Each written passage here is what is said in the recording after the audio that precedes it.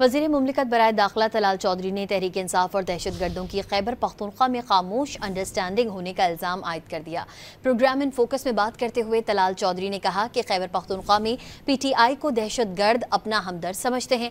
کہا کہ P T I کو دہشت گردوں کے مقابلے میں پاکستان کے ساتھ کھڑا ہونا ہوگا۔ ہر جماعت پر متعدد آپ کے حملے جو ہیں وہ ماضی قریب میں اور ماضی بعید میں ہوئے ہیں۔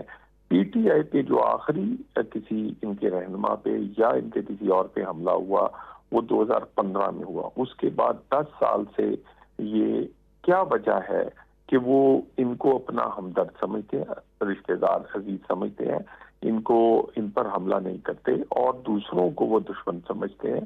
تو یہ کیا ہے؟ یہ خاموش انڈرسٹینڈنگ ہے، اور اس خاموش انڈرسٹینڈنگ میں ان کا ووٹ بینک بھی ہے، اور اس خاموش انڈرسٹینڈنگ میں ایک ڈر بھی ہے، اور اس خاموش انڈرسٹینڈنگ میں بزدلی ہے۔ تو گزارش یہ ہے کہ ان کو اپنی پالیسی پر نظر ثانی کرنی ہوگی اور کھل کے دہشت گردوں کے سامنے پاکستان کے ساتھ کھڑا ہونا ہوگا۔